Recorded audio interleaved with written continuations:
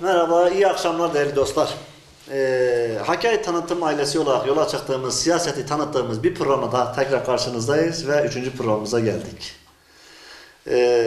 Değerli seyirciler biliyorsunuz 9 yıldır Hakkari'yi tanıtıyorduk. Yalnız bugüne kadar hep dağ, tepe, taş, yayla, meramlarımızı, bölgelerimizi, dengecilerimizi, aksakallarımızı, değerli şahsiyetlerin yaşamlarını tanıttık.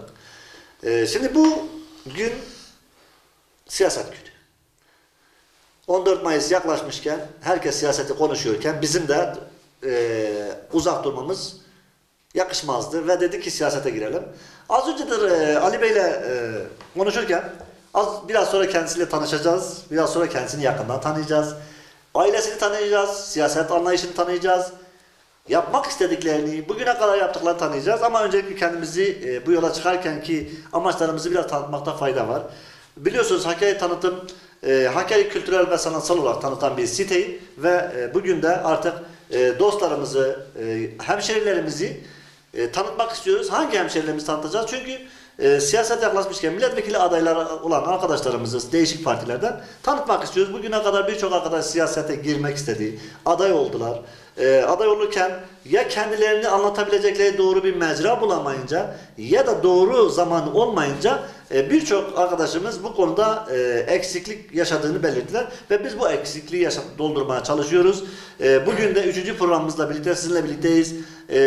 Yeniden Refah Partisi'nin Hakkari İl Başkanlığındayız. Bundan bir ay öncesine kadar il başkanlığını yürüten, yalnız son bir aydır, bir ay aşkın bir süredir Yeniden Refah Partisi'nin Hakkari Milletvekili 1. sıra adayı Sayın Ali Özer Bey ile birlikteyiz. Ali Özer Bey'i yakından tanımaya çalışacağız ve demin kendisinden söylediğim gibi Ali Özer Bey'i biz tanıtmayacağız. Kendisini kendisinden dinleyeceğiz. Buyurun, öncelikle adettendir. Ali Bey hoş geldiniz. Hoş bulduk. Siz de hoş geldiniz. Bize bu fırsatı verdiğiniz için size teşekkür ederiz. Hakkari Tanıtım Medya olarak. Bir de bizi televizyonları başında izleyen seyircilerimize de hayırlı akşamlar diliyorum.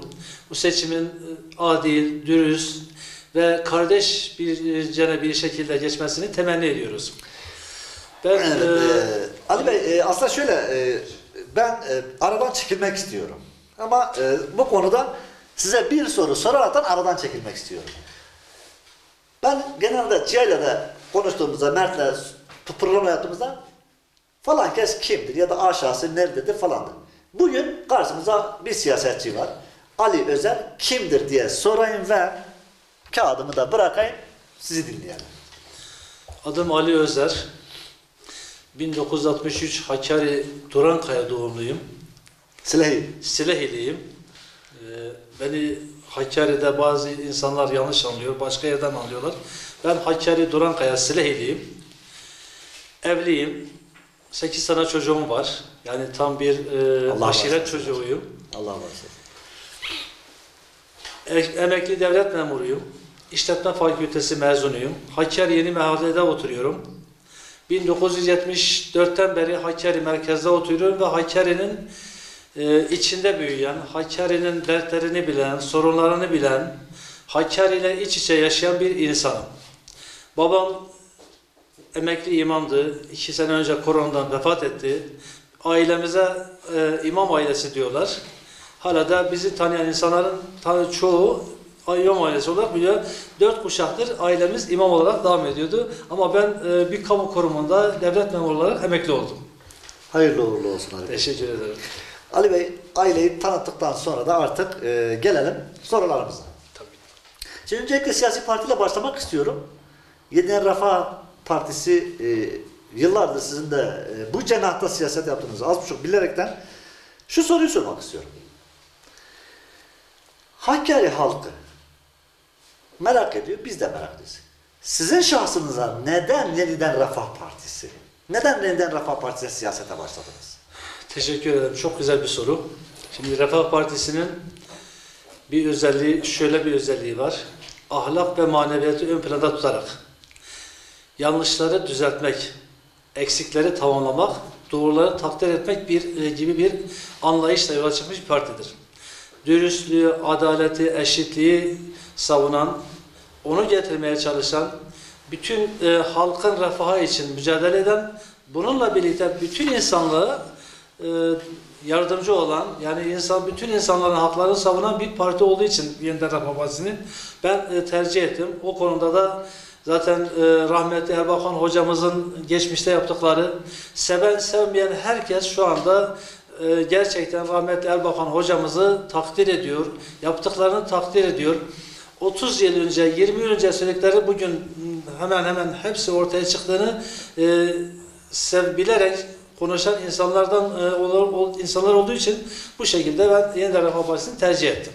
Anladığım kadarıyla Baba Erbakan'dan çok etkilenmişsiniz. Peki şöyle bir soru sorayım. Dedim ki gazeteciliğin şanındandır. Belki bunlar yolladığımız soruları cevaplayacaksınız yok ama oğul Erdoğan, oğul Erbakan, Baba Erbakan'ın yerini doldurabilecek mi? Bu soru çok soruluyor. Gerçekten ben 4 yıldır Sayın Genel Başkanımızla beraberim. Eminim, yani ben şahsen eminim ve ileriki zamanlarda tüm halkımız da emin olacak. Genel Başkanımız Doktor Fatih Erbakan babası gerçek bir kabiliyete sahip bir insandır. Geçer diyorsunuz. İnşallah. Anladım. Ve onu her geçen günde üstüne koya koya yürüten bir insandır. Şöyle bir şey söyleyebilirim. 6 Kasım'da biz büyük kongremizi yaptık. Bütün gazeteciler, basın oraya gelmişti. 6 Kasım'da Sayın Genel Başkanımız 1,5 saat hiç promptörlere bakmadan tamamen matematik ve muhasebe konularını söyleyerek konuştu ve bir kelime dahi şaşmadı.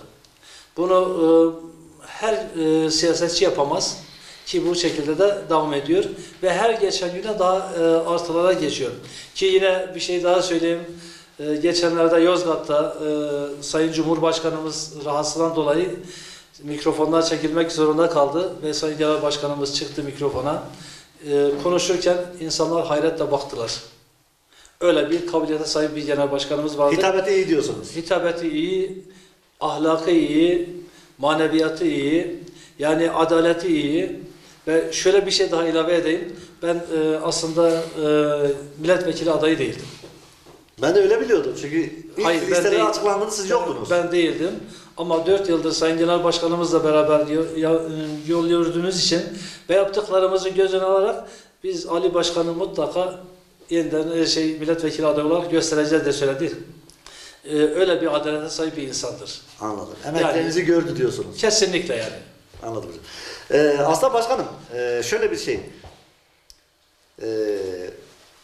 Son güncel konular olunca biraz daha sizin partiniz ve siyaset üzerine bir iki şey sormak gerekiyor diye düşünüyorum. Çünkü gazetecilik olarak sadece burada tanıtmadan ziyade biraz partinizi de tanımak istiyorum. Çünkü yarın öbür gün halk size neden oy versin diye bir sorum olacak ama ondan önce bir soru soracağım. Buyurun. Şimdi biliyorsunuz son dönemlerde ülke gündemine gelen 6284 yasa söz konusu kadın hakları noktasındaki yasa. Ve sizin genel başkanınız bu konuda yasayı revize etmek istediğini belirtti. Bu konuda sizin düşüncenizi öğrenmek isteyen birçok Hakkari vatandaşlarımız oldu ve ben de buna dahil birisi olarak buradaki düşünceniz nedir? Yani burada aslında yapılmak istenen ne? Kadın hakları noktasında bir gasp var mı? Ya da kadınlar noktasındaki düşünceniz nedir? Şimdi biz elhamdülillah İslamiyet'i benimsemiş, hakkı, adaleti, dürüstlüğü savunan bir partiyiz. Evet. İslamiyet'te kadınların, cennet anaların ayakları altındadır ibaresi geçiyor. İslamiyet'ten önce kadınlar diri diri toprağa gömülürdü. Köle olarak satılırdı. İslamiyet kadınlara gerektiği hakkı, yeri verdi. Biz de parti olarak aynı düşünce ve fikirdeyiz. Yani kadınlar başımızın tacıdır. Kesinlikle medyada söylenildiği gibi biz kadın düşman değiliz. Aslında biz kadınları koruyan, kadınların haklarını veren bir partiyiz. Şimdi 6284 sayılı yasaya gelince 6284 sayılı yasanın içerisinde kadın hakları olarak bilinip ama gizli o kadar kötü maddeler var ki biz o maddelere karşıyız. Hangisi? Şöyle söyleyeyim. Şimdi LGBT, cinsiyet değişikliği. Bunu hiçbir şey kabul etmiyor. Biz buna karşıyız. Onun dışında eşcinsellik, yani çok affedersiniz bunu söylemem belki de çok yanlıştır ama 62-84 sayılı yasa içerisinde erkeğin erkekle evlenmesi, kadının kadınla evlenmesi yasal hale getirilmiştir. Öyle bir şey Bunu var hiç, mı? nasıl? Türkiye'de öyle bir şey var mı? Koronadan önce de 2019 yılında İstanbul'da iki tane erkek, biri gelinlik giydi, biri takım elbise giydi, nikah dairesine girip evliliklerini gerçekleştirdiler. Ama Aynı ben şekilde- şurada araya girmek istiyorum. Çünkü ülkede böyle bir noktada bir Hollanda'da, Avrupa'nın bir ülkede, bir tek Hollanda'da biraz daha esnek oldu ama Türkiye'de böyle bir yasanın olabildiği noktasını sizden duyuyorum. İstanbul- Hani magazin noktasında belki magazin olabilir ama ben ihtimal İstanbul'da veremiyorum. bütün televizyonlara verildi. Peki Yani- bir soru sorayım. Burada bir araya girmek için biraz toparlamak ve aslında bilgi almak için. Mesela 21 yıldır ülkeyi yöneten muhafazakar bir parti var. Sizin de ortağı olduğunuz 14 Mayıs'ta kazanırsanız hükümet ortağı olarak çalışacağız. Mesela böylesi bir yasayı çıkaranlar ve bu sizin itiraz ettiğiniz 6284 nolu yasa böyle bir şey mi getiriyor? Şimdi bak, biz kim yaparsa yapsın, yanlış yapan herkesin yanlışına karşıyız. Nasıl karşıyız? Bu yaptığınız şey yanlıştır, doğrusu budur deriz, onda ısrar ederiz. Evet. Ve ki 2019 yılına kadar 62-84 sayılı ve İstanbul Sözleşmesi halkın çoğunluk tarafından bilinmiyordu. Yani dört büyük partinin ortaklaşa getirdiği 2017 yılında kanunlaştırdığı bir yasa vardı ama halk bunu bilmiyordu. Bunu sadece Yeniden Refah Partisi Sayın Genel Başkanımız ve bazı akademisyenler, işte gazetecilerin çabalarıyla ortaya çıkarılmış bir yasadır. Biz kim olursa olsun yanlışa yanlış diyoruz. Eksik varsa bu eksik de diyoruz. Doğru yapılıyorsa bizim için parti fark etmiyor. Evet. O parti kim olursa olsun senin yaptığın şey doğrudur. Biz takdir ediyoruz. Biz sadece halkın, devletin, milletin, insanlığın yararlanan şeyleri doğru olarak kabul ediyoruz. Yanlış olarak da yanlış olarak kabul ediyoruz. Yani bizim için ortak olmuş, olmamış şey değil. Ki bizim 30 maddelik bir mutabakatımız vardır. AK Parti ile yaptığımız mutabakatta bu maddeler içinde 62-84 sayılı yasa da vardır. Çünkü ben öyle Eksikleri- revize etmek istiyorsunuz. Kesinlikle. Evet. Yani biz neyi revize etmek istiyoruz? İnsanlığın zararına olan şeyleri revize etmek istiyoruz. Şimdi şöyle bir şey var. Orada bir madde var. Kadının beyanı esastır. Evet. Kadın da yanlış söyleyebilir. Erkek de yanlış söyleyebilir. Hiç kimsenin beyanı esas olmamalı. Araştırılır. Esas olan ne olmalı? Esas olan doğruluktur. Araştırılır, soruşturulur. Doğru olan neyse o esas alınır. Yani bu yasada öyle bir şey var ki bazı erkek insanlar kaçıyorlar artık. İşte bir kadın gider beni şikayet eder. Diğer kadının beyanı esastır. Ve bunun yüzlerce, binlerce örnekleri vardır. Sana bir ekleme yapabilir miyim? Şimdi bak erkek egemen bir dünyada yaşıyoruz. Aşiret çocuğuyuz diyoruz ya genelde bölgemizde de. Sanki siz anlattınız bizim Hakkari bölgesi gerçekten kadına değeri noktasında şüphe yok. Sıkıntımız yerel değil zaten. Aslında biz bugüne kadar bu programda da bu şekilde gitmemiştik. Ama sizin partinin şahsında biraz özelleşince biraz damdan düşer gibi oldu, biraz daha hareketli. Yok, sıkıntı değil. Yani benim açımdan da iyi bir mecra oldu çünkü sizin gibi birisini bulmuşken, yani sizin gibi birisi derken olayın içinden olan hem siyasi olan hem de siyasetin o tarafını temsil eden bir dostumuzu, arkadaşımızı bulmuşken yerelde sormak şanındandır deyip üzerine gitmeye çalışıyoruz. Şimdi başkanım, bu kadar kadının ezildiği bir dönemde, çünkü öyle bir noktaya geldi ki kadın gerçekten artık ikinci sınıf insan olarak görülmeye başlanan bir bazı toplumlarda yaşıyoruz. Ve kadın haklarını nasıl savunacaksınız peki? Ya bu erkek egemen dünyadaki o erkek egemenliği nasıl eşitleyeceksiniz? Hamza Bey bak, kadın haklarını savunmak, Evet. kadınlara her türlü yetki vermekle olmuyor. Şimdi doğru diyorsunuz bak, demin çok güzel bir şey söylediniz. Erkeğin egemen olduğu bir toplumda yaşıyoruz. Şunu samimiyetle söylemek istiyorum ki partileriniz kıskanmayan, çok affedersiniz, yanlış olabilir, sadece domuz ve köpekler vardır. Herkes kıskanır. Eğer bir insana zorla yanlış yaptırırsan, ki İstanbul Sözleşmesi ve 62-84 sayılı yasanın gelişinden sonra kadın cinayetleri çok daha fazla arttı. Yani her geçen gün biraz daha artıyor Artıyor, sanki. işte artıyor. Peki bunun sebebi ne? Bunların hiçbirisinin, şimdi sebebi şu. Birisine çok fazla etki veriyorsun. İstediği gibi davranıyor. Ben şunu samimiyetle söylüyorum. Çevremizde bile geçen gün birkaç ay önce bir tane aklı dengesi zayıf olan bir tane kız gitti. Öğretmene söyledi ki benim teyzemin oğlu veya şu arkadaşım bana işte ne bileyim çok affedersin. İstismarda bulun. İstismarda buldu.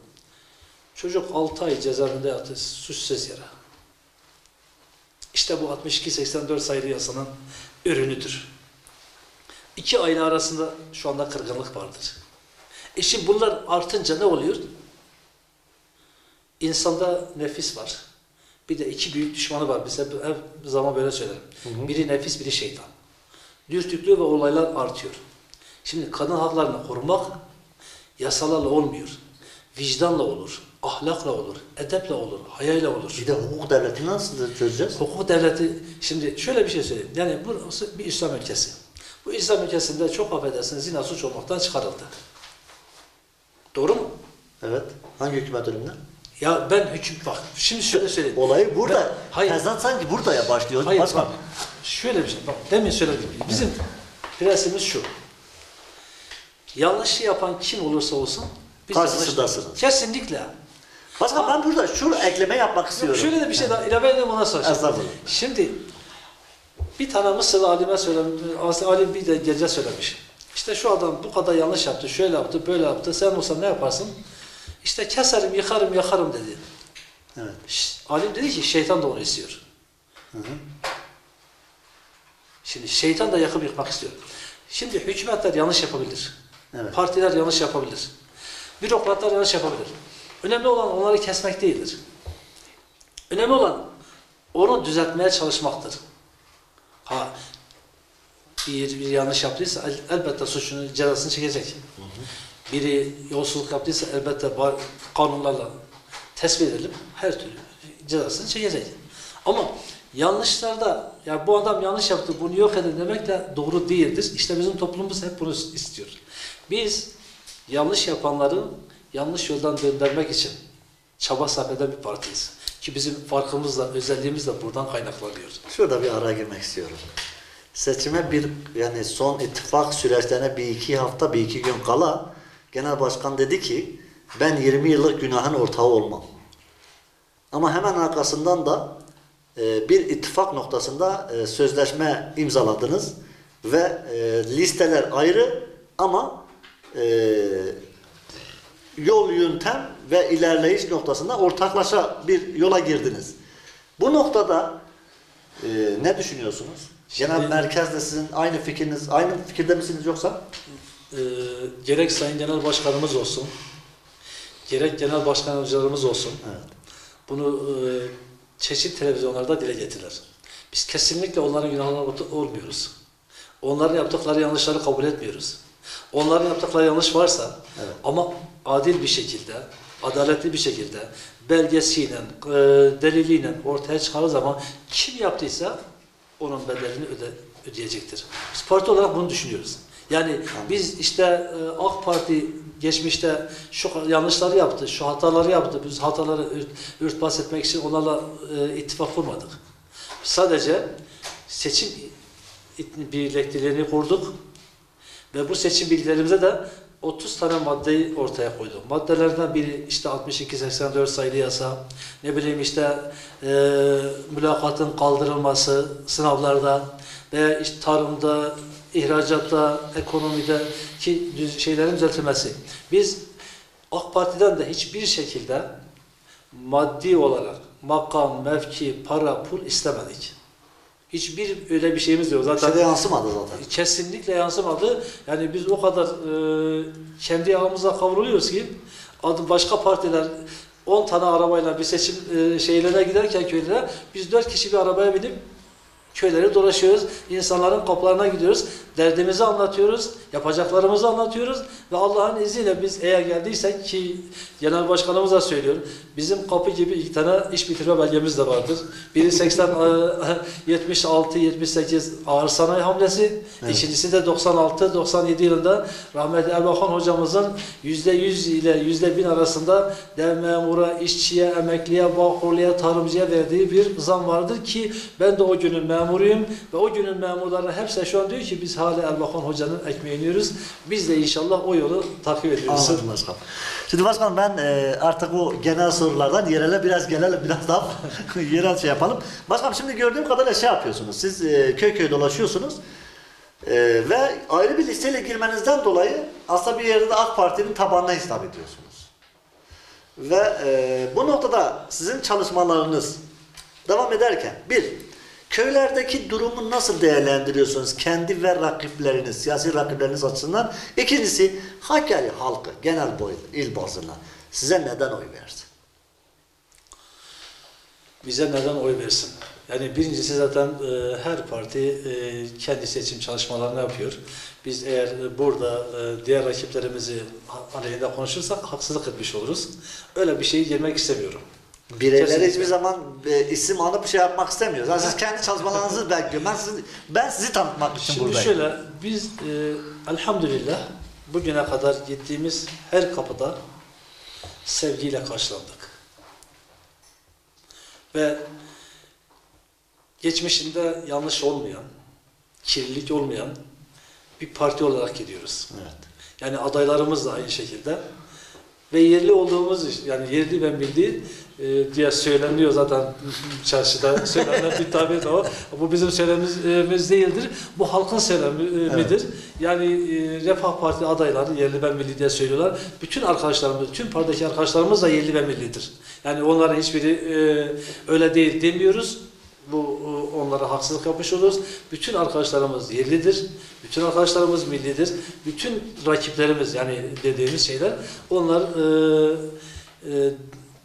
değerli insanlardır.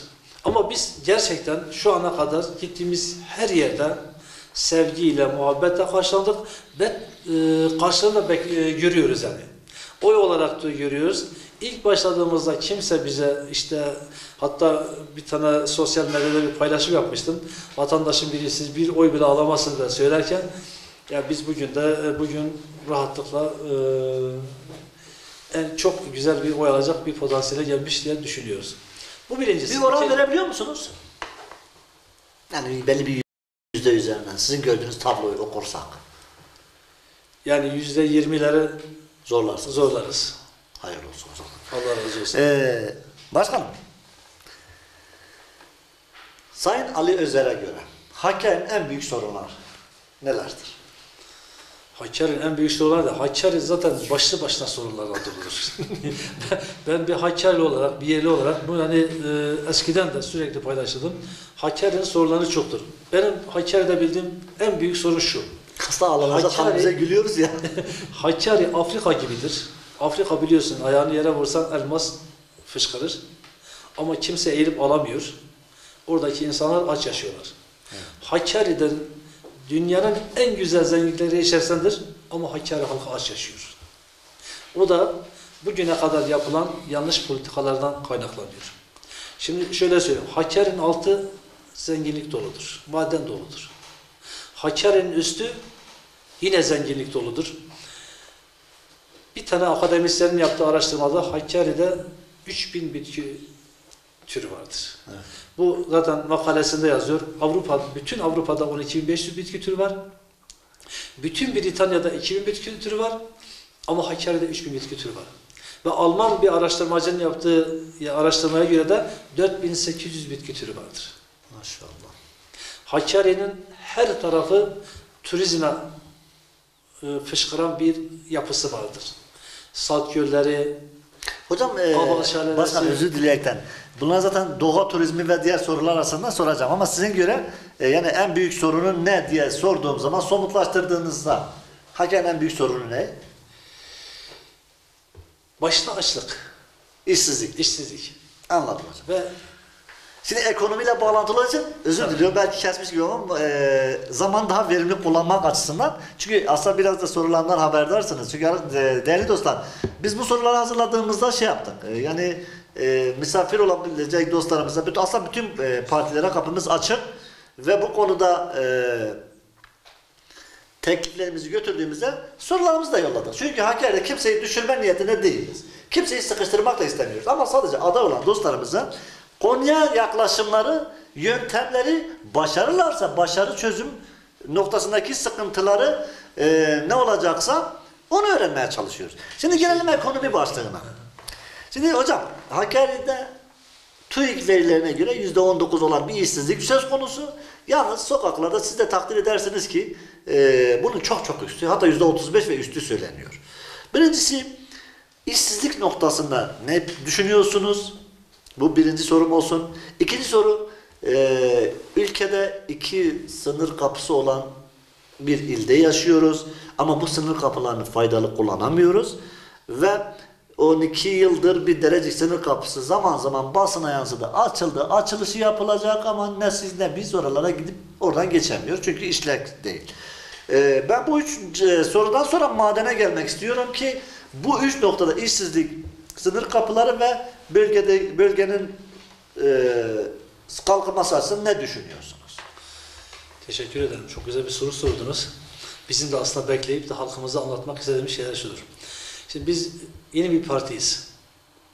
Ve daha hiçbir seçime ilk kez giriyoruz. Evet. 4 yıllık bir partiyiz ama 4 yıl boyunca da toplam 9.000 sayfayı bulan bir çalışmamız vardır. 6 tane kitabımız vardır. Birincisi 15 projede yıllık 120 ile 150 milyar dolar gelir getirecek proje kitabımız vardır. Evet. Bunu tamamen akademisyenler hazırladılar ve buna hiçbir Allah'ın kulu da bunlar yanlış diyemez çünkü biz her tarafa dağıttık. Gelin siz yapın dedik aslında önce. Yerelde mi? Bu genelde. Genelde. Evet. İkinci bir kitabımız ilk 100 günde ne yapacağız? Yani biz devletin bütün reçetelerini ortaya koyduk. Teşhisini, tedavi yani hastalığını, tedavisini, her şeyini kitaplara dökerek yola çıkan bir partiyiz. Hı hı. Bununla birlikte üçüncü bir kitabımız 81 vilayete 681 tane proje.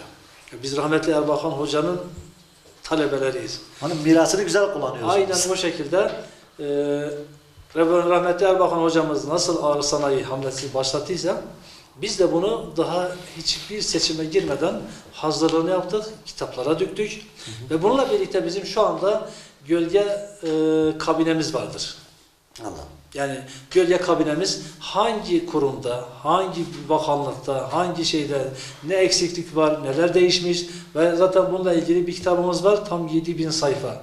2001'den 2021 yılına kadar bütün kamu kurumlarında olan değişiklikleri nelerdir? Hangi yerde bir yanlış yapılmış, hangi yerde eksik yapmış, hangi yerde artı yapılmış, hangi yerde yanlış kaynaklar kullanılmış, bütün bunları biz kitap haline getirdik. Bunu yereldeki işsizliği ve ekonomiye dönüştürürsek nasıl? Şimdi şöyle söyleyeyim, onu devam edeyim ben. Evet. Biz Hakkari içinde tam 8 tane projemiz vardır. Birincisi bizim dediğim zaten madenleri de içine koyduğu için birazdan maden konusu ayrı bir başlık açmak istiyorum. Biraz daha değerlendirmek istiyorum. Şimdi sınır ticaret kapısında Sayın Genel Başkanımızın ve partimizin yetkilileri ARGE birimi sınır ticaretini biz geliştireceğiz. Yani bir vatandaşımız buradan Irak'a giderse veya İran'a giderse gidip geldiğinde ben çoluk çocuğumu geçindirecek bir para kazandım diyebilecek bir hale getireceğiz. Yani şu anda sınır kapılarında ben de çok gidiyorum. Irak'a gittim geldim. İşte 3 karton sigara getireceksin, 5 kilo pirinç getireceksin, 3 kilo şeker getireceksin. Bir dilenci gibi insanları orada şey yapıyorlar. Biz bunu yakıyorlar. Biz parti olarak, yani bu benim şahsi görüşüm değil, Sayın Genel Başkanımızın ve Genel Merkezimizin kararıdır. O kapılarda buradaki insanlar gidip geldiğinde iyi bir para kazanacak bir potansiyele getireceğiz. Evet. Evet, Derecik sınır kapısı vardır. Yıllardır açılmadı diyor. Onu da bu projelerimizin içine dahil edilmiş bir şekilde duruyor. Kitaplarımızda hazır mevcut bir şekilde duruyor. Yani Allah kısmet ederse biz iktidara gelirsek hem Esendere'sinin kapısını, hem Üzümlüsü'nün kapısını, hem de Derecikli'sinin kapısını da açarak bu şekilde bir çalışmalarımızı sürdüreceğiz. Ki bizim zaten İslam ülkeleriyle birlikte çok iyi bir diyalogumuz vardır. Yani biz de 8'liğine de 60'ı korumayı düşünen bir partiyiz. Yani bütün İslam ülkeleriyle diyalogumuzu geliştirmek isteyen bir partiyiz. Ve onlarla da işte Allah'ın izniyle o şekilde yaparak o kapılarımıza, yani insanlarımızın büyük bir kısmına iş imkanını sağlayacak bir potansiyeli getirmeyi düşünüyoruz. Anladım. İşsizliği nasıl çözersiniz? İşsizlik... Ya da işsizliğe bana katılıyor musunuz? Nasıl? İşsizliğe bana katılıyor musunuz? %35'ten falan bahsettim de. Kesinlikle. Şimdi işsizlik aslında iki türlü işsizlik var. Bir, gençlerimizin çalışmama. Yani herkesin aklında ben giderim bir devlet kurumunda memur olurum. Masa başı iş istiyor. Aynen öyle. Bu yanlış bir şeydir. Ben özellikle gençlerimize şunu söylüyorum. Ben milletvekili adayı olsam bile ben bu yaşımda hala gidip tarımla uğraşıyorum. Hayvancılıkla uğraşıyorum. O yüzden böyle dinçsiniz galiba. Ve çok da mutluyum. Bu yanlış bir şey değildir. Şimdi biz işsizliği nasıl çözeceğiz? Birincisi zaten burada biz hayvancılığı geliştirmeyi düşünüyoruz. Evet. Ama hayvancılığı geliştirirken işte şu ana kadar yapılan %50 hibeli proje verip de git ne yaparsan yap değil. Biz her köye bir tane veteriner hekimini, bir tane ziraat hekimini orada olacak şekilde göndermeyi düşünüyoruz. Artı vatandaşlarımızın, gençlerimizin elde ettiği bütün ürünleri devlet olarak olmayı düşünüyoruz. Geçen genel merkezimizde arkadaşlarımızla konuşurken bir arkadaşımız dedi ben Umre'ye gittim Suudi Arabistan'a. Dedim ki ya günlük süt var mıdır? Var dedi. Gittim getirdim baktım yazıyor Hollanda süt. Arkadaş dedi bu Hollanda'dan geliyor. Nasıl günlük oluyor? Her gün uçakla geliyor. Ve Sayın Kılıçdaroğlu gibi Konya gibi Hollanda kadar bir devlettir. Evet. Hollanda devletinin toprağı Konya kadardır. Ama Sayın Cumhurbaşkanı Arabistan'a süt yollamış ama. Sayın Cumhurbaşkanı da diyor ki işte bizim ihracatımız 200 milyar dolara geçti. Hollanda'nın ihracatı 900 milyar civarındadır. Yani Konya kadar bir devlet, yani Konya devlet değil, Hollanda devlet, evet. Konya kadar bir toprağı var ve yıllık ihracatı 900 milyar doların üzerindedir. Anladım hocam. İşte biz bu şekilde çalışmayı düşünüyoruz. Yani vatandaşa git de başının çaresine bak değil. O vatandaşın arkasına duracağız, zararını karşılayacağız, ona hayvancılığı sevdireceğiz, ona tarımı sevdireceğiz. Tarım hayvancılığı artıraraktan işsizliğin önüne geçeceğim diyorsunuz. Yani tarım, hayvancılık, madenlerin fabrika kuracağız. Yani bizim şu anda Hakkari için 8 tane projemiz var. Biri maden arıtma projesi. Anladım hocam. Aslında şu soruyu sorayım da siz oradan anlatmaya devam edin. Ben sadece bu virgül atayım oraya. Evet. Şimdi Hakkari biliyorsunuz Şendil'den ta Uludağ'a kadar aslında çok muazzam, demin size bahsettiğiniz gibi muazzam bir şeye sahip. Bu konuda maden noktasında iyi bir rezerv var, belirtiliyor. Yeni bir maden bölgesi olmasından kaynaklı aslında zenginlik demek oluyormuş. Ama maden işletme fabrikası diyebileceğiz. Maden işletme fabrikası götürülüp Sirt'e kuruldu. Hakkari'de madenler var, fabrika Sirt'te. Duyduk ki Yasin Aktay hocamız ağırlığını göstermiş ve 3500 insanı istihdam edebilecek bir fabrika Hakkari'de kurulması gerekiyorken şu anda Sirt'te. Artı buradan çıkarılan çinko madeni İran'a gönderiliyor. 50 katına zenginleştirilip 50 katına geri ülkeye satılıyor. Bu da bizim zararımız. Ve gençlerimiz noktasında da işsizlik had safhada diyoruz. Bunu nasıl çözersiniz? Ya da maden işletme fabrikası kuracak mısınız? Ya da kurulması için girişimleriniz olacak mı? Şimdi Sayın Gündüz, bizim zaten projelerimizden bir tanesi maden arıtma tesisidir. Evet. Fabrikasıdır. Yani biz de üzülüyoruz burada. Gördüğümüz zaman demin de anlattım. Biz zenginlik içinde açlık yaşıyoruz. 250 dolara çıkarılan madenler İran'a satılıyor. 2500-3000 dolar civarında geri alınıyor. İşte biz bu paranın Hakkari'de kalması için bu Hakkari'ye has bir fabrika kurulmasını projemize dahil etmiş bir şekilde devam ediyoruz. Yani bizim şu anda projemiz var o şekilde. Başa gelirse işleteceksiniz. İnşallah. Anladım. Hocam 3 harfli zincir marketler. Herkes dertliymiş, ben de dertliyim. Çünkü küçük bakkalı bitirdiler. Küçük esnaf bitirdiler ve toplanan para, kazandıkları paranın tamam merkezlere gidiyor diye söyleniliyor. Hakikaten o adamların buralara yatırım yaptığını göremiyoruz. Sadece dükkanını açıyorlar ve parayı toplayıp yolluyorlar. Bu konuda ne düşünüyorsunuz? Bu sadece Hakkari'nin sorunu değildir. Tüm Türkiye'nin sorunudur. Yani bu sorun bütün Türkiye'de vardır. Evet. Eğer ülkenin kaynakları sadece birine giderse bu şekilde rahatlıkla yapılabilir. Alıyor. Ama tabii yani belki şey de olur ama daha önceki yıllarda bir tane şirketin 128 milyar TL vergi borcu affedildi. Ama bakalım ben hani şöyle söyleyeyim, maliyede çalışan bir insanım. O gariban bakkallara gidip yoklama yaparken içim acıyordu.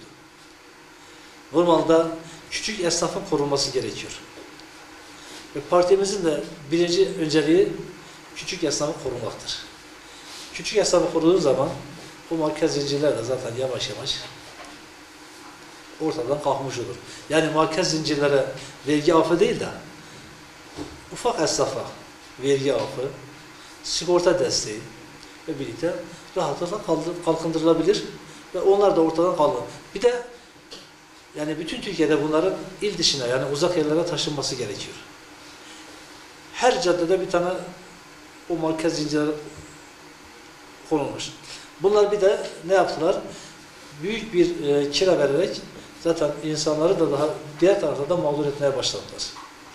Eğer bunlar dışarı çıkarılırsa o kiralar da düşer. Diğer esnaf da bir rahat nefes almış olur. İstediği gibi hayatını geçindirmiş olur. Anladım hocam. Hocam gelen turizm başlığına turizm hakkındaki fikrinizi öğrenmek istiyorum. Sarp Gölleri, 1000 yıllık buzullar, yüzlerce yaylamız ve onlarca tırmanabilir dağımız var. Biliyorsunuz şelalelerimiz özellikle son yıllarda revaçta ve Amerika, Avrupa'dan birçok turist çekiliyor. Geçen sene de 72 bin turistin Hakkari'yi ziyaret ettiği noktasında kayıtlar var. Buraların turizme kazandırılması için ve yerel ekonomiye katkılarını arttırmak için ne düşünüyorsunuz? Yani daha önce de söyledik beraber burada. Hakkari bir turizm cennetidir. Evet. Yani kış sporlarıyla, yaz sporlarıyla, ne bileyim yamaç paraşütüyle her yönün Hakkari spor yani turizm için bir cennettir. Bizim yapmamız gereken şey öncelikle bunu tanıtmaktır. Bu tanıtmayı da şahıslar yapamaz. Ancak devlet desteğiyle olur. İnşallah biz elimizden geldiği kadarıyla bütün ağırlığımızı koyarak, Hakkari'li biri olarak, çünkü ben bu acıyı her zaman içimde hissediyorum. Burada Kaval Şelalesi var. Gidip gördünüz mü? Gördüm, inceledik ve belgeselini yaptık. Kısa belgeseli yani, bizim kanalda var. Dünyanın en güzel yerlerinden biri. Sat Gölleri, Seyithan Gölü, Berçelan'da, Berçelan Yaylası. İşte ama bunları kazandırmak için önce devlet el atması gerekir. Tesis kurmak gerekir, yol yapmak gerekir. Yani ben defalarca daha önce de söyledim. Hakkari bir üvey evlattır. Bütün Türkiye'de tüple yol ağı yapılırken Hakkari'nin Van sınırından bu yana kadar 1 metre daha yapılmamış. Geçen iktidar milletvekili adayın Hikmet Yaşar Bey konuğumuzken onu söyledim. Karasu'dan bu tarafa geçerken sanki başka bir bölgeye gidiyormuşuz gibi hissiyat var. Kesinlikle. Yollarda çünkü hissettiriliyor. Ben bunu defalarca söyledim. Defalarca dile getirdim. Evet. Yani daha önce acaba başka neden adı ama işte baraj yapılacakmış. Baraj ne yapıyorsunuz? O zaman baraj yapılsın. Bunun alternatif yolu nereden giderse o şekilde yapılsın. Evet. Ama eğer sen Karasu'dan bu tarafa 1 metre duble yol yapmazsan, bir kare fotoğrafı çıkarıp Hakkari'yi tanıtmazsan, o zaman hiçbir şekilde bu turizme kazandırılmaz. Allah'ın izniyle ben yani bunu genel merkezimde de söyledim. Dedim ki siz eğer Hakkari'yi kazanmak istiyorsanız, Hakkari'nin gönlünde taht kurmak istiyorsanız geleceksiniz Hakkari'lerin evlerine gideceksiniz. Evlerinde ziyaret edeceksiniz. dünyanın en misafirperver milleti Hakkari halkıdır. Bunu herkes kabul ediyor. Gelen herkes de görüyor.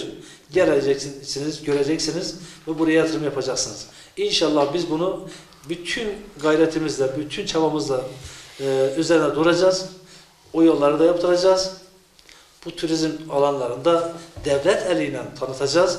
Ve devlet ile tanıttığımız zaman tabii ki turist sayısı çoğalacak.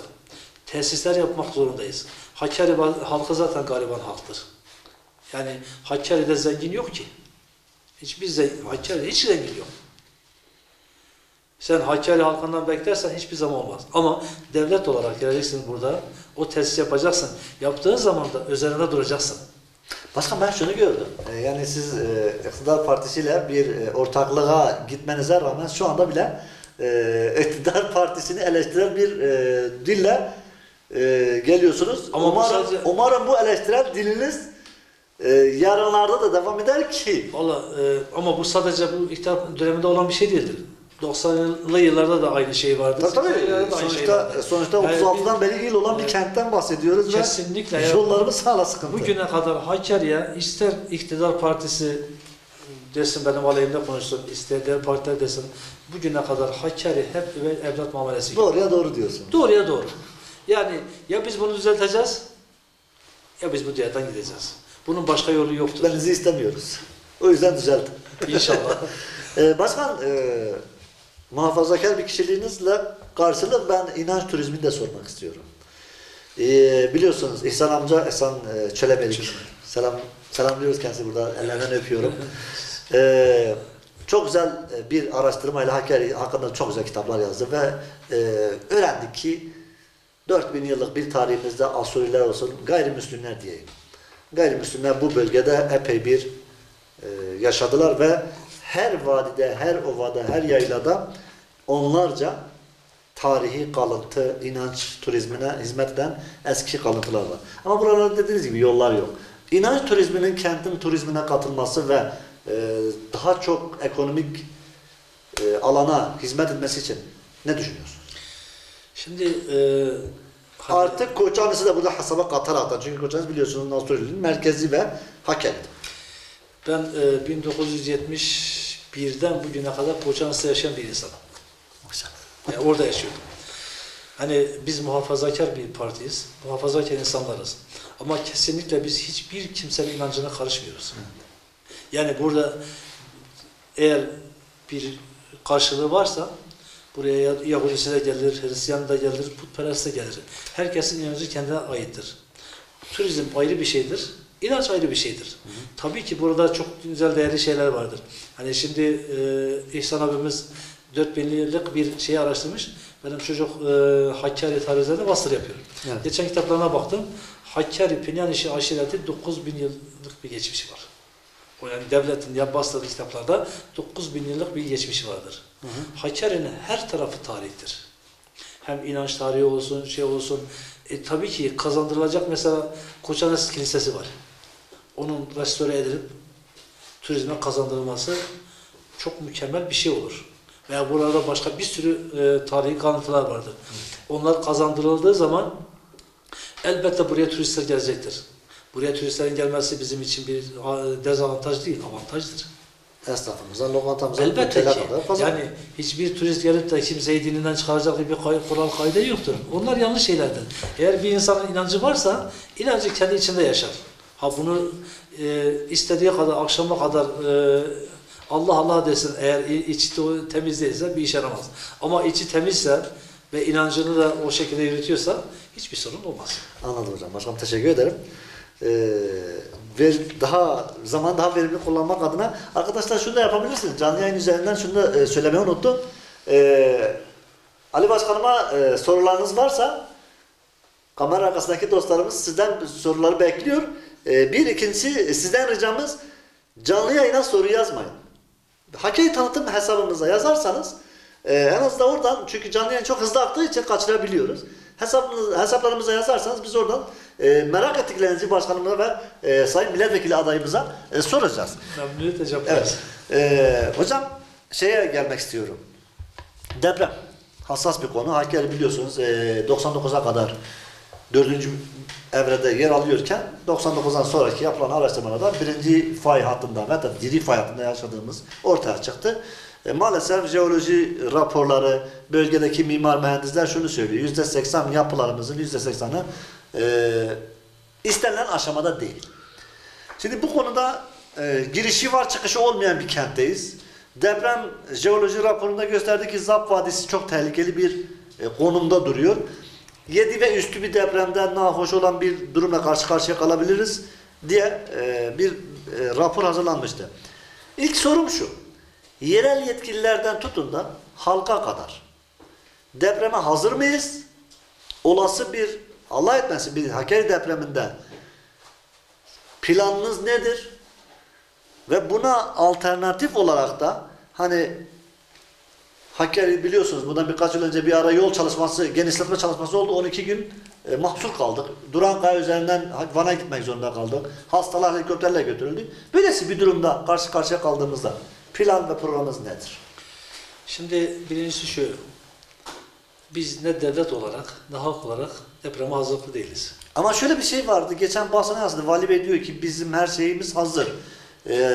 Biz yetkililer olarak Hakkari depreme hazır diye demişlerdi. Buna katılıyor musunuz? Ya şimdi onlar şu şekilde hazır. Yani deprem olacak. İnsanlar deprem altında kalacaklar. Kurtarma amaçlı hazırlıkları vardır. Hı. Bu çözüm değil. Anladım. Yani şimdi Japonya'da 9 şiddetli deprem oluyor. Kimseye bir şey olmuyor. Hakkari'de 5 tane deprem oldu. 2 insanımız vefat etti. Günlerce binamızda zarar. Çıkıp çadırlarda yaşadı. 2005 yılında bizzat yaşadık. Evet doğru haklısınız. Depreme hazırlık olmak bir kere zaten hani yine değilsiniz siz ortağınızda eleştiriyorsunuz. Eleştirme imar barışının olmaması gerekir. Halk ev yapacaksa 3-5 kuruş fazla ödeyecek. Evini sağlam yapacak. Evini sağlam yapacak. İkincisi Hakkari mesela Kıran Mahallesi. Heyelan bölgesidir. Evet. Merzan Mahallesi. Depreme, 1. derece depreme yeridir. Ama bunun yerine Sayın Genel Başkanımız da söyledi. İnsanların evlerini, dağların eteklerine, taşlı olan yerlere kurulması gerekir. Bunu tabi sadece bu hükümetin yapması gereken şey değildi. Yıllardan beri öyledir. İnsanlarımız tarım arazilerini dağ eteklerini bıraktılar, tarım arazilerine ev yapmaya başladılar. Benim bir tane amcamın çocuğu Almanya'da yaşıyor. Orada diyor devlet araziyi 3'e bölmüş. Sanayi bölgesi, tarım bölgesi, orman bölgesi. Hı hı. Ne sanayi bölgesine tarım yapabiliyorsun, ne orman bölgesine tarım yapabiliyorsun, ne tarım bölgesine orman ve ev yapabiliyorsun. Hı. Şimdi eski insanlarımız da dikkat edersen bütün evlerini dağ eteklerine yapmıştır. Doğrudur. O insanlarımız boşu boşuna onları yapmamışlar. Her şeyi düşünerek yapmışlardır. Yani, tabii bunu yapmak şu anda bir günlük, 2 günlük veya 10 yıllık bir iş değildir. Yıllarca gelmiş bir kangren var. Ama devletimiz sağ olsun şu anda mesela TOKİ'leri yapıyor. Yaptıkları çok güzel şeylerdir. Evet. Bu evlerin artması gerekir. Bu yapıların artması gerekir.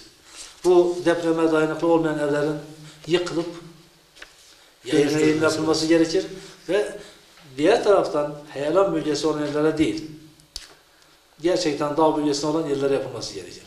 Şimdi diğer taraftan hani bir tek yolu var dediniz. Doğru. Hakkari'de şu anda bir alternatif yol yapılmak isteniyor. Ya Berçelen'den ya da Durankaya geçit üzerinden. Ben demin de söyledim. Ben Koçanlı'da yaşayan bir insanım. Yani 71'den beri Koçanlı'da yaşıyorum. Yıllarca kışın orada kaldım. Berçelen yaylasında ben Yeni Mahalle'de de şu anda yaşıyorum. Burada bir hafif kar yağdığı zaman bizim mahallede fırtına kopuyor. Yukarı çıktıkça o fırtına şiddeti artıyor.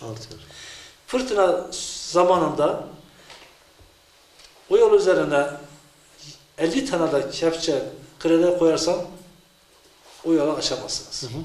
Yani 4 ay boyunca yağışlı fırtınalı günlerde yolu açamazsınız.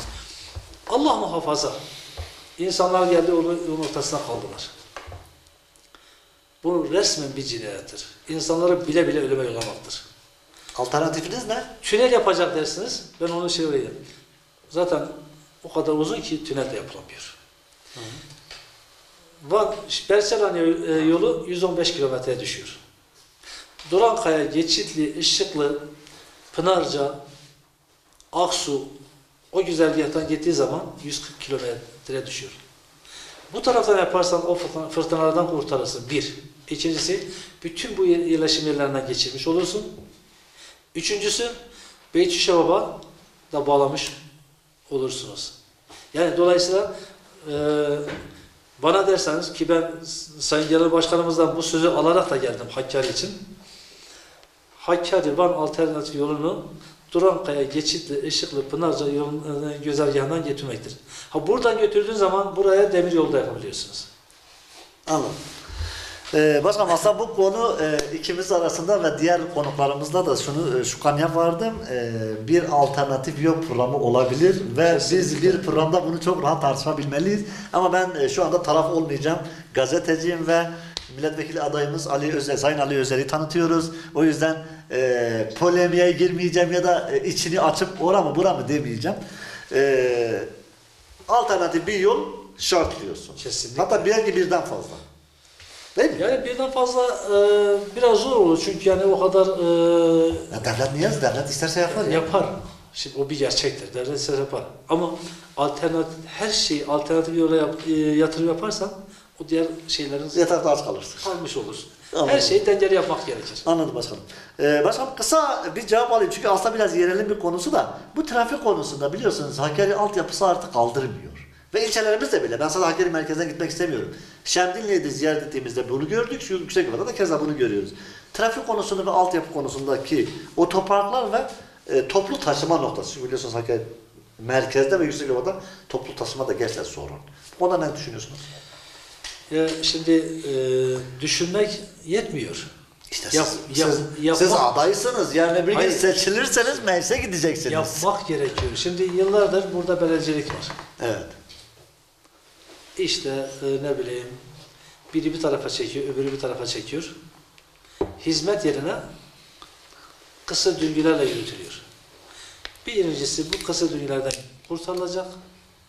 Bu yollar genişletilecek ve trafik ışıkları da donatılacak. Şimdi Hakkari'de öyle caddeler yapılmış ki kavşak burada ama yol buradan geçiyor. Evet. Bu da tamamen adamcılıktan kaynaklanan bir şeydir. Herkes 3-5 metre bir alan daha fazla kazanayım, o yollar daraltılmıştır. Evet. Biz buna kesin bir çözüm bulmak zorundayız. Ha devlet mi bulur? Vatandaşa mı yaptırır? Ama tabii vatandaşa yapmak devletin hakkı değildir. Zaten burada yani bu son zamanlarda tamamen istimlak olayı ortadan kaldırılmış. Vatandaşın yakasına yapışıyor.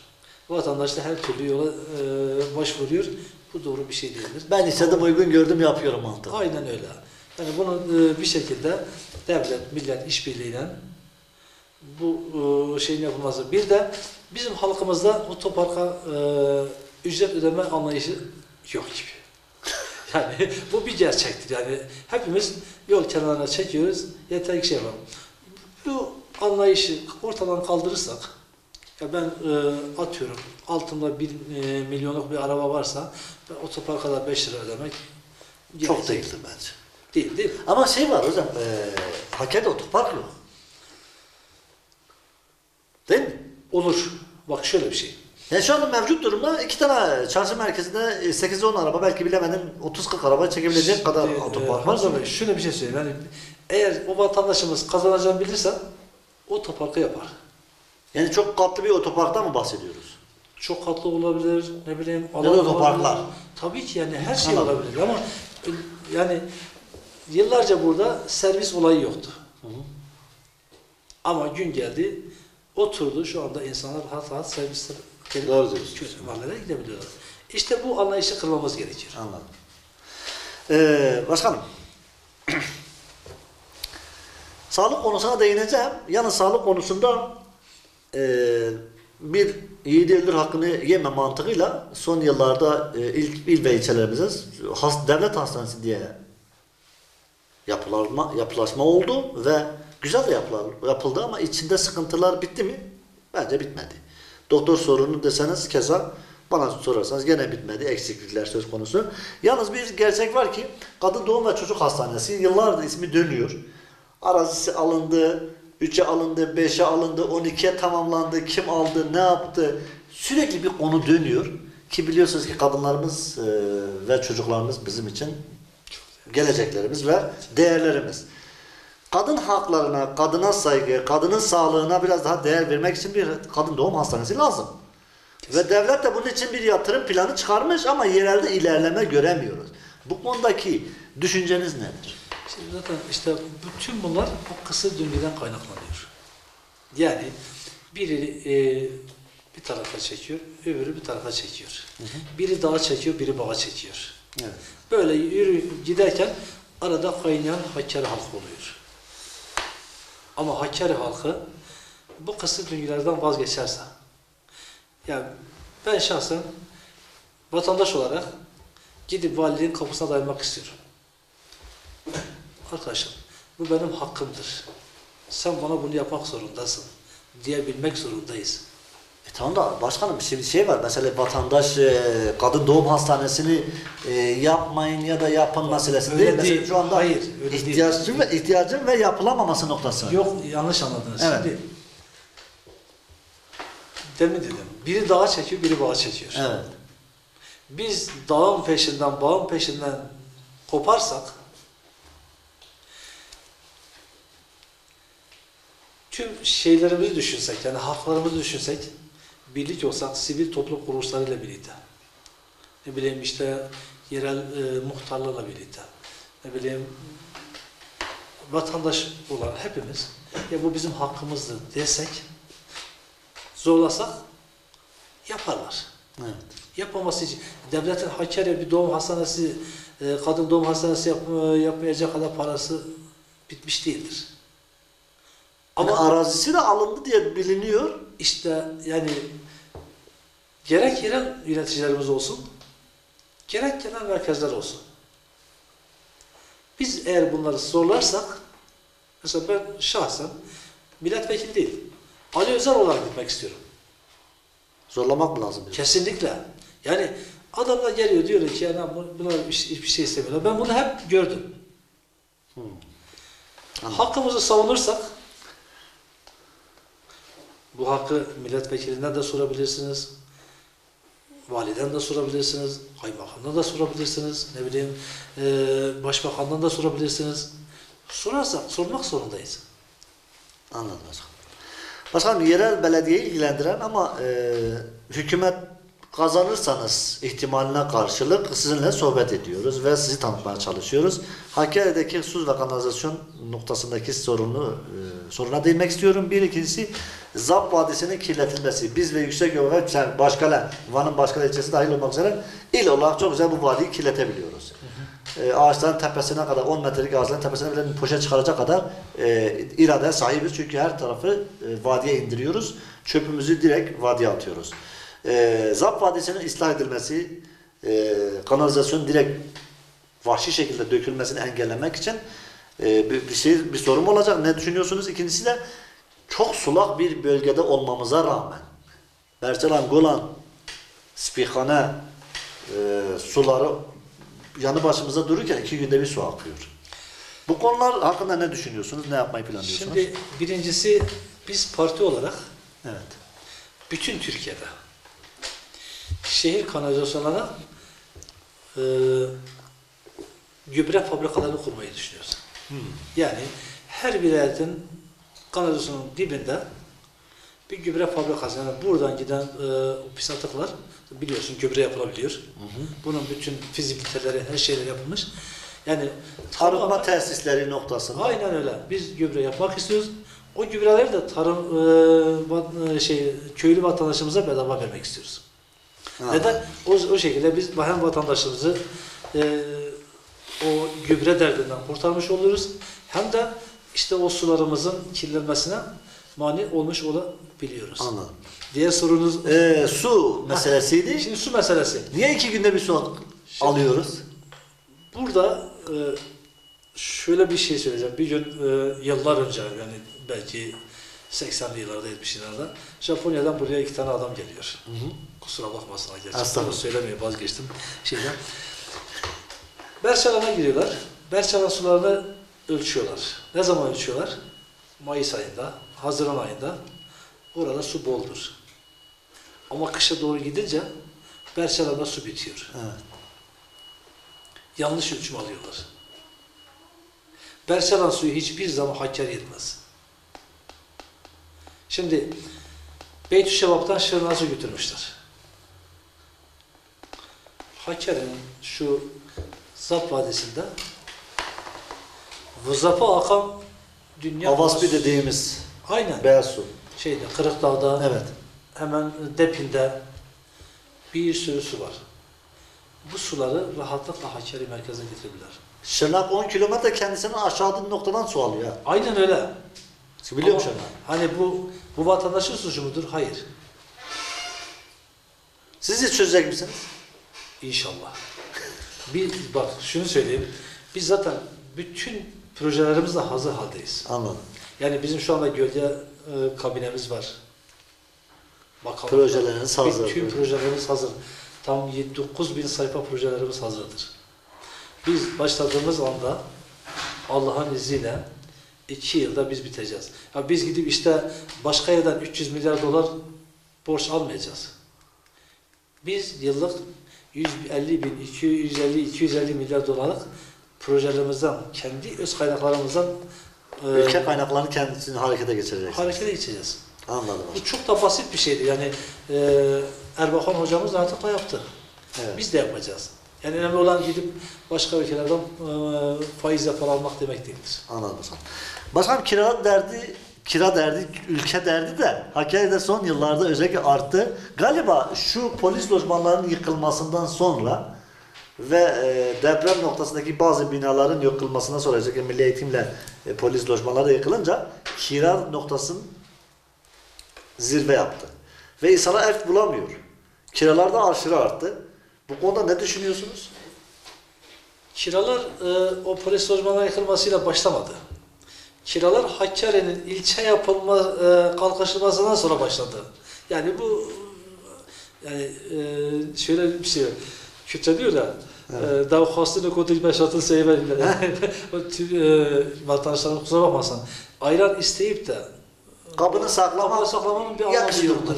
Yani burada 3-4 yıl boyunca Hakkari'de hiç kimse ev yapmadı.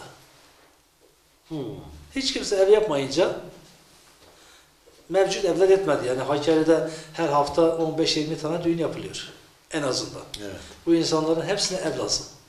Evet. Dışarıdan gelen ailelerden ayrılan evler insanlar oluyor.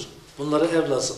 Dışarıdan gelen vatandaşlar var. Bunlara ev lazım. Yani Hakkari'de yıllık en azından 1000 evin yapılması gerekir ki bu kiraların düşmesi için. Yani biz şu anda diyoruz ki işte ev sahipleri vicdansızdır, şöyledir, böyledir. Bu kesinlikle doğru bir şey değildir. Neden doğru bir şey değildir? Dünyada arz ve talep dengesi vardır. Eğer arz ve talep dengesini kurmazsan rahatlıkla kiralar artar. Yani sen hiç kimsenin vicdanla şey yapacak değilsin. Biri vicdanlı çıkar, biri de dedi ki benim hakkımdır, ben şey yaparım. Bunun dışında mesela her şey %100 artmışken ya demirinden tut çimentosuna Kiranın bir yerine saymasını bekleyemezsin. bekleyemezsin yani bu beklediği zaman saftiriklik olur. Anladım. Biz çıkıyoruz diyoruz ki işte bu ev sahipleri vicdansızdır ya şöyledir ya böyledir. Çok yanlış bir şeydir. Ev sahibisiniz galiba. Ben şöyle söyleyeyim, ev sahibiyim ama benim şu an kiram Hakkari'deki mevcut kiraların yarısından aşağısı. Kiracılarınız var değil mi? Var. İyi, güzel. Var ve hepsi de çok memnunlar. Yani şeydi. Yani kiracı bölgenin yarısına kira veriyorsa ben de geleyim. Yani burada hepsi şeydir, rahatlıkla söyleyebilirsiniz. Bol kazanç diliyorum başkanım. Allah razı olsun. Yani tabii ama burada insanlarımız eleştiriliyor. Yani özellikle şahıslara indirgeniyor. Bu kesinlikle yanlış bir şeydir. Bu devletin arz talep dengesini sağlaması gerekir. Sağladığı zaman da Hiçbir zaman. Yüksek olan kiralar çok ucuz. Neden? Çünkü çok boş ev vardır. Anladım başkanım. Başkanım gerçi soracaktım ama siz arada STK'larla iyi geçineceğinizi ve STK'larla birlikte çalışacağınızı belirttiğiniz için STK'larla ne yapacaksınız diye sormayayım. Kesinlikle evet, aynen. Yani düşünmüşsünüz. Tabii ki. Hocam geldik eğitime.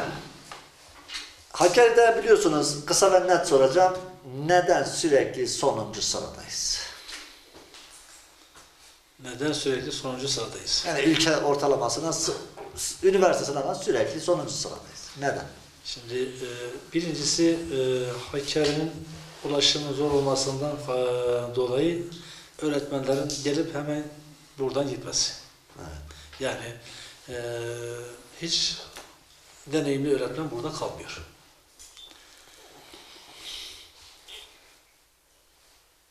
Bunun dışında yani nasıl sayabilirim ki onu bilmiyorum, neden sonuncu sıradayız. Gençlerimizin pek fazla eğitime yönelmemeleri.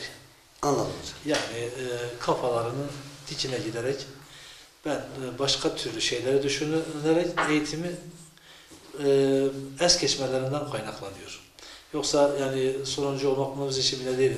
Hakkari gençliği, Hakkari insanı gerçekten çok akıllıdır. Çok zekidir. Ama tabii aileler de biraz da üzerine durmuyor. Durmadığı için de hep sonucu olarak kalıyoruz. İnşallah biz geldiğimizde bu eğitim sistemini değiştireceğiz. Neden değiştireceğiz? Şimdi bir tane öğretmen artık öğrenciyle konuşamıyor. Öyle bir sistem getirilmiş ki öğretmenler put gibi öğrencilerin önüne duruyor. Öğrenciler her türlü oyun oynayıp öğretmenleri üzerinde oyun oynuyorlar. Bu da tabii öğrencilerin başka yönlerine gitmesine sebep oluyor ve gidince de eğitim düzeyi oldukça düşüyor. Çok tehlikeli bir soru sorayım. Nasıl değiştireceksiniz? Yani öğrenciler, öğretmenlere karşı saygı konumunda. Şimdi Bizim dönemimizde bizi döverlerdi. Böyle çıtayla, cetvelle dövülürdük. Foğullarımızdan çekilirdi. Tek ayakta dururduk. Sizin projeniz ne? bizim projemiz şu. Önce ahlak ve maneviyat. Yani biz evlerimizden başlayarak çocuklarımıza işte çizgi filmleri değil, ahlakı, maneviyatı, edebi, hayayı, saygıyı, sevgiyi öğreteceğiz. Bunu öğrettiğimiz zaman okullar yansıtacağız. Okula yansıttığı zaman öğrenci-öğretmen ilişkisi çok daha güzel yere gelecektir. Yani üzülerek ifade etmek istiyorum. Gerçekten gençlerimiz sabaha kadar çarşı sokaklarda dolaşıyor. Bu öğretmenlerin suçu değildir. Bana göre ailelerin suçudur. Ebeveynlerin suçudur. Dolaşmasın abi. Şimdi dolaşsınlar ama sabaha kadar boşu boş sokaklarda dolaşmanın ne faydası vardır? Ya. Bir öğrencinin zamanını iyi kullanması gerekmiyor mu? Kesinlikle. Şimdi geçen biz burada parti çalışması yapıyorduk. Yani genel başkanımıza imza topluyorduk. Ramazan'dan önceki günde. Sohbet etmiştik seninle. Yanımızda kavga oldu. Ne kavgasıdır? Uyuşturucu kavgası. Hatırlıyorum. Eğer Hakkari'ye uyuşturucu girdiyse bu öğretmenin suçu değildir. Gencin de suçu değildir. İşte biz çocuklarımızı sabaha kadar sokaklarda bırakırsak, ne yaptığını sormasak. Peki başkanım bu konuda gençliği suçlamak yerine güvenlik sorunu yok mudur? Yani o uyuşturucu Hakkari'de yetiştirilmiyor. O uyuşturucu bir yerden Hakkari'ye kadar geliyor. O günkü kavgayı hatırlıyor musun? Sizinle konuşmuştum. Okulun kapısında nahoş bir madde satıldığı için veli ile satan kişi sataşması diyeyim. Yani burada bir güvenlik noktası. Yani genci suçlamaktansa güvenlik sorunu yok mu sizin? Şimdi takdir edersiniz ki bir toplumda ahlak, maneviyat olmasa bu güvenlikte de olur, ailede de olur, gençlikte de olur, eğitimde de olur. Şu anda Türkiye'nin en büyük sorunu ahlak ve maneviyatın çökmesidir. Ahlak ve maneviyat çöktükten sonra her insanın başına bir tane polisle dikersem yine bir yolunu bulurlar. Veya O polisin kendisi de yapabilir. Zaten burada hani bu uyuşturucu operasyonlarında %50'si güvenlik güçleri yakalanıyor. Yani insanın güvenlik gücü olması, ne bileyim polis olması, asker olması yanlış yapmayacak diye bir kural yok. Anladım başkanım. Ama tabii bizim dediğimiz şey öncelikli olarak ahlak ve maneviyat. Başkanım tabii konu sizi tanıtım olunca, sizi tanıtmak olunca ben kendime kalan fikirlerimi kendime saklayıp hocam gelelim üniversite.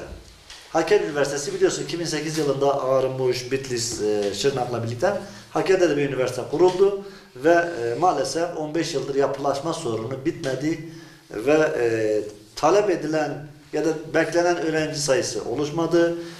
Son yıllarda Ağrı ve İbrahim Seçen Üniversitesi ile Siirt Üniversitesi bu bizimle birlikte kurulmasına rağmen yapılaşma sorunlarını bitirip eğitime geçip hatta tıp fakültelerini kurdular. Hakkari Üniversitesi'nin ilerlememesini nasıl karşılıyorsunuz? Siz gelirseniz, siz iktidar olursanız ne yapacaksınız? Şimdi Hakkari Üniversitesi'nin gelişmemesinin nedeni sadece devlet değildir. Ve devlet demiyor. Mesela üniversite neden gelişmediğini başta onu söyleyeyim. Evet. Şimdi Hakkari Üniversitesi için yer araştırılırken onlarca yere gidip gelindi. Ve maalesef şu anda Hakkari Üniversitesi'nin kurulduğu yer Hakkari'nin en tehlikeli heyelan bölgesidir. Çok iyi bildiğimiz işte demokrat, sosyalist kişiliğiyle ün yapan insanların her ne şekilde olursa olsun sadece arazilerini, arsalarını istimlak etmek için malum yere kurdurdular. Bu yanlış zaten, alan mı diyorsunuz? nasıl? Yanlış alan mı diyorsunuz? Kesinlikle yanlış alan. Yani siz de biliyorsunuz, biz de biliyoruz, bütün herkes biliyor. Hakkari'nin en tehlikeli bölgesidir. O bir. Heyelan konusunda. Yani Kral Mahallesi baştan sona kadar zaten 1931 yılında olan deprem değildi. Heyelandı. Evet. Ve o bölgede olmuştu. Şimdi bununla birlikte tabii her şey ilk başta yürürken aynı yanlış zincir devam etti.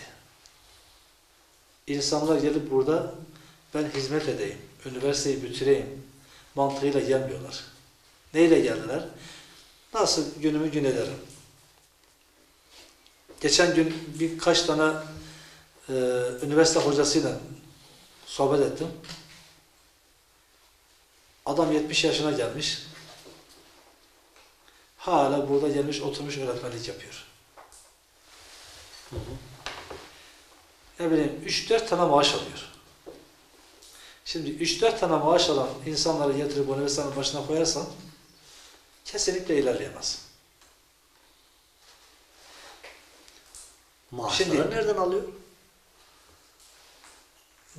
Emekli vekillik, ne bileyim başka şeyler bir sürü yerlerden maaş alıyor. Ki bu zaten herkese bilinen bir Anladım. şeydir.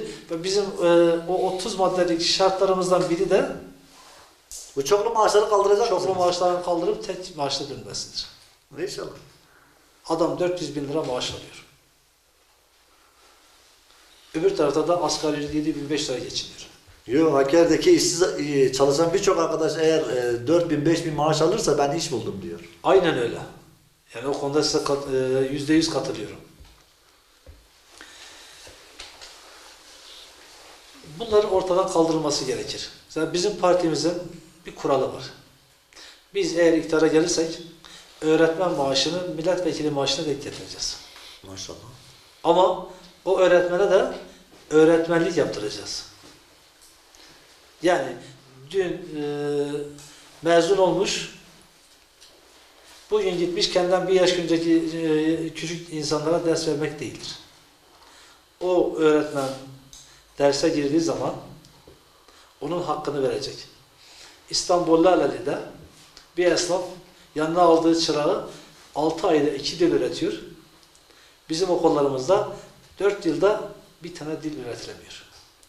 İşte biz O öğretmenin maaşını öyle milletvekili seviyesine getireceğiz Allah'ın izniyle. Ama o öğretmene ders verdireceğiz. Üniversite ne olacak?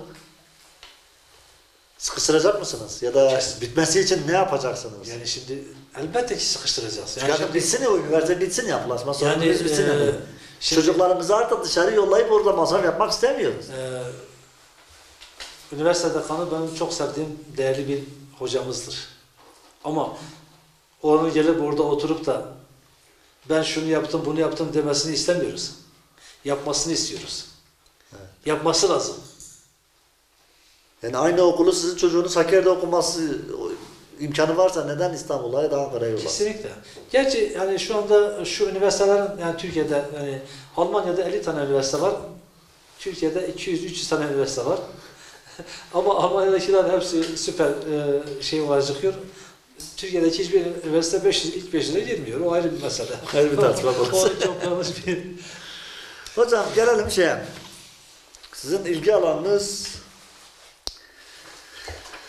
bizim de belki aslında en çok soru alan ya da yorum yapılan nereler? Biliyorsunuz Hakkari tanıtım olarak biz köy köy dolaşmayı severiz. Tanıtmayı da seviyoruz. O köylere dolaşırken birçok dostumuzun birçok sıkıntılarını dinledik. Siz de bir köylü çocuğusunuz. Şu anda bile tarımla, hayvancılıkla ilgilendiğinizi belirttiniz. Şimdi son yıllarda yayla ve mera yasakları noktasında sürekli devletin periyodik bir yasaklama politikası var biliyorsunuz. Hal böyle olunca bölgenin birçok noktasında yayla ve meraları kullanamama noktası ortaya çıkıyor. Şimdi bu konudaki çözüm öneriniz nedir? Çünkü biliyorsunuz köylerde yaşayanlar yayla ve merayla ancak köyde yaşayabilir. Çünkü hayvanlar oradan besleniyor. Ama buralarda birçok noktada belki son 1-2 yılda azaldı o yasaklı bölgeler ama sonuçta gene o sıkıntı bazen kendisini hissettiriyor. Bu konudaki düşünceniz ne? Şimdi devlet elbette güvenliği sağlamak zorundadır. Yani bu en doğal hakkıdır. Yani kolluk kuvvetlerinin güvenliği sağlamak konusunda şey. Ama takdir edersiniz ki şu anda Hakkari'nin hemen her tepesinde diğer tepeyi görecek şekilde karakollar yapılmışlardır. Evet. Bununla birlikte devletin işte gururla bahsettiği ki biz de gururla karşılıyoruz, takdir ediyoruz. Heronları var, yani SİHA'ları var, İHA'ları vardır. Hı hı. İstediği gibi bölgeyi rahatlıkla kontrol altına alabilecek şeylerdir. Bana göre bu yasakların, bu bölgelerin kalması çok yanlış bir şeydir. Evet. Ve düzeltilmesi gerekir ki şunu söyleyeyim, hani demin de bahsettik, biz Berçalan Yaylası'ndan bahsettik. Evet. Berçalan'a giden bir yol var ve bizim mahallenin hemen arkasında. Oraya insanlar izin almadan gidemiyor. Yani Berçelen Yaylası'nda böyle bir sorunu var. Var, evet. Ama kesinlikle Berçalan'da ben bugüne kadar bir olay olduğunu da görmedim. Hep Berçelan'da bir olay olma durumu yok. Çünkü bir tarafta Tugay, bir tarafta Çaltıkuru, bir tarafta da Hakkari. Şimdi hiçbir olayın olmadığı bir yere yani izinle gidilmesi kadar obez bir şey değil. Yok. Evet. Bunun gerçekten kaldırılması gerekir. Başkanım, Berçalan uzak, köyler uzak dedik ama Hakkari merkezde bile 2 yolun kapalı olduğunu biliyor muydunuz? Bunu defalarca ben gündeme getirdim sosyal medyada. Tabii sesimizin çıkmaması, yani kimsenin kale olmasından dolayı bir şey işe yaramıyor ama biliyorum Yani Pehlivan Mahallesi'yle... ve üzüntüyle karşılıyorum. Yani bir tarafta polis kontrol noktası var. Öbür tarafta 3 yerde askeri kontrol noktası var. Ama mahalleler arasında geçen yollar kapalıdır. Ve bana göre yani bu dünyanın ayıbıdır. Ben Türkiye'de değil, dünyanın ayıbı olarak karşılıyorum. Hiçbir zaman bunu benimsemedim ve bunun gerçekten başta Sayın Valimize sesleniyorum burada. Bu yolların yani 30'a giden hem Pehlivan Mahallesi'nden geçen hem de şu konakların oradan geçen yolların kapalı olması kadar yanlış bir şey olduğunu düşünmüyorum. Çünkü bunun güvenlik sorunuyla alakalı bir şey değildir. Neden değildir? Hemen Pehlivan Mağarası'nın arkasında tepede askeri kontrol noktası var. Belisir'de askeri kontrol noktası var. Yine bizim Yeni Mahallenin tepesinde polis kontrol noktası vardır. Az ileride de on binlerce askerin olduğu Hakkari Dağ Komando Tugay var. Evet, yani oradaki o yolların kapalı olmasının hiçbir mantığı yok. Ve ben buradan Sayın Valimize çağrıda bulunuyorum. Bu yolların açılmasını da talep ediyoruz. Başkanım, hayvancılık noktasına gelelim. Biliyorsunuz Hakkari bölgesi küçükbaş hayvan yetiştirmeye elverişli bir yer. Ve tarımdan ziyade, yani Yüksekova'yı çıkarırsak tarımdan ziyade genelde küçükbaş hayvancılıkla geçimini sağlayan bir bölgede yaşıyoruz. Siz iyi bilirsiniz. Babanızdan ve dedenizden de öyle duymuşsunuzdur. Bir dönem Hakkari bölgesinde 3,5 milyon küçükbaş hayvandan bahsedilirdi.